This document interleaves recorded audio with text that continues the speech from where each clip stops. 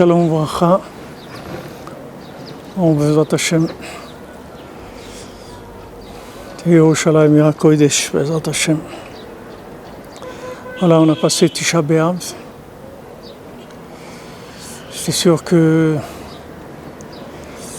d'un côté il y a un soulagement, mais d'un côté aussi il y a une certaine tristesse parce que bon, on espère toujours que Bezrat Hashem, les choses elles vont se passer comme il faut, que Bezrat Hashem c'est le dernier Tisha B'Av, on espère. Alors Rabbeinu nous dit dans la Torah 38 que quand quelqu'un il va d'après sa pensée, d'après sa logique, il va avoir beaucoup de rigueur dans sa façon de voir les choses. Parce que l'esprit peut être que rigoureux. L'adoucissement de la rigueur, ça peut provenir que de la vie. Il n'y a que si on vit les choses qu'on peut avoir un adoucissement de la rigueur. Comment on vit les choses? Quand on parle, on vit les choses. Vous savez, dans le ciel, on a, Ben Nachman dit, on a 24, il y a 24 tribunaux. Ces 24 tribunaux, ils siègent sans arrêt et ils accusent sans arrêt l'humanité. Ils cherchent toutes les erreurs de chacun, tous ses défauts, et on est jugé en permanence. Il y a une seule façon d'éviter ces tribunaux et d'éviter tous les anges accusateurs, c'est de parler avec Hachem. De parler avec Hachem en ayant confiance en lui, en sachant que c'est notre Créateur et qu'il nous aime. Et si on parle avec lui, il y a un adoucissement total de la rigueur. Parce que lorsque les anges accusateurs et les tribunaux célestes s'emparent de nos mauvaises actions et qu'ils viennent nous accuser devant Hachem, alors Hachem il leur dit: j'ai déjà parlé avec lui, on s'est déjà arrangé, j'ai pas besoin de vous entendre, je me suis déjà arrangé avec lui. Le Zohar il dit que quand quelqu'un a affaire à Hachem, il est toujours méritant. Jamais quelqu'un n'a été jugé par Hachem lui-même et il est sorti coupable. Tout celui qui est jugé par Hachem, il est toujours méritant. Maintenant, il faut arriver à amener ce jugement chez Hachem. Comment on amène le jugement chez Hachem? Quand on parle avec lui, tout simplement. On dit: voilà Hachem, j'ai fait ça, j'ai pensé ça, ou j'ai dit ça. J'aurais pas voulu faire ça, je sais que c'est pas ça que tu veux. Moi, j'aimerais vraiment me comporter comme tu le désires. Mais qu'est-ce que je peux faire? Tu sais très bien dans quel monde je vis, tu sais bien quelle époque je vis, tu sais très bien d'où je viens. Et vraiment de tout mon cœur, je te promets, je veux vraiment être l'idéal que tu attends de moi.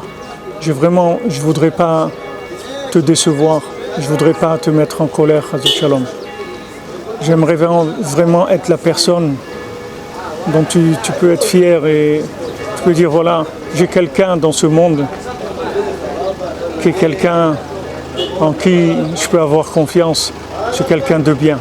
C'est vraiment ça que je veux. Maintenant, je suis comme je suis, je vis comme là où je vis et il y a tous les problèmes qu'il y a. Il suffit maintenant d'avoir un dialogue avec Hachem, toute la rigueur est adoucie. Maintenant, par rapport à chacun, par rapport à son prochain, c'est la même chose. On a tous à faire, on a chacun ses histoires avec soi-même, avec son conjoint, avec ses amis, avec ses compagnons de travail, avec ses associés, avec ses enfants. Avant de réfléchir à quoi que ce soit, il faut commencer à parler d'abord. L'homme, il a tendance d'abord à analyser, à réfléchir, à juger.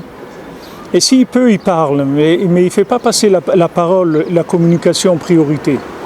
Est-ce que si la personne elle faisait passer la parole en priorité, tout serait adouci. Vous voyez, il y a une interdiction de la Torah d'haïr quelqu'un. Al-tisna et achicha b'livavcha. On n'a pas le droit d'haïr son prochain dans son cœur, mais seulement dans son cœur. Si on lui dit voilà, tu sais, tu m'as fait telle chose, et vraiment, vraiment, je t'en veux vraiment parce que tu as fait quelque chose de pas bien. Alors c'est fini, on ne transgresse plus la haine. La haine, c'est que quand il n'y a pas eu de dialogue. Dès qu'on en parle, c'est fini, on ne transgresse plus. Et après, si on en a parlé, vous verrez qu'avec le temps, on pourra devenir des amis. Imaginez-vous que quelqu'un qui a eu un problème avec quelqu'un d'autre, que ce soit qui que ce soit, n'importe quel problème. Il suffit que ces personnes décident de s'asseoir, parler une demi-heure ou une heure tous les jours ensemble. C'est sûr que ça va effacer tous les problèmes qu'il y a eu. Ils vont se comprendre, ils vont se connaître, ils vont vivre ensemble. Et le problème va disparaître. Parce que le problème, principalement, c'est un problème théorique. Ce n'est pas un problème qui est vécu. Vous voyez, même les tribunaux, ils essayent de voir dans quel contexte s'est passée la chose.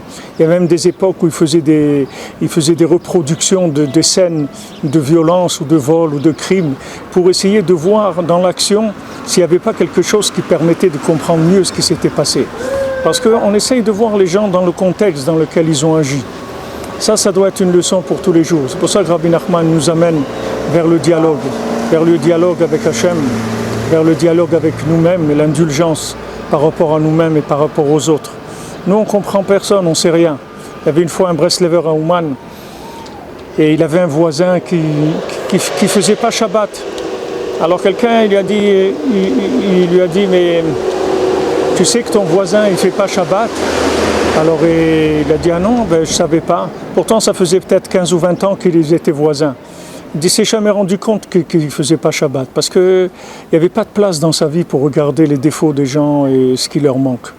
Regardez que le bien chez chacun. Bezrat Hashem.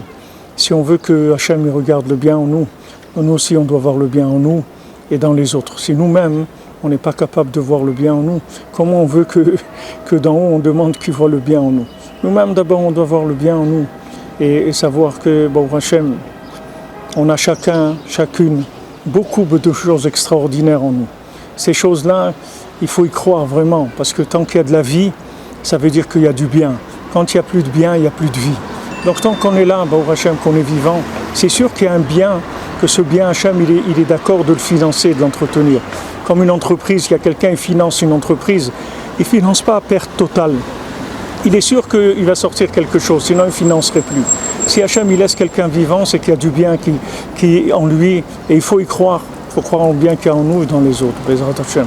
Alors, Be'atzlacha, et une bonne semaine, et que tout le monde se remette de ce Tisha B'Av, et qu'on vise déjà, Bezrat Hashem, la joie, et qu'on prenne déjà la direction de Rosh Hashanah, de Rabbeinu, Bezrat Hashem, que le Rebbe il va réparer toute l'humanité, Bezrat Hashem. Be'atzlacha, à bientôt.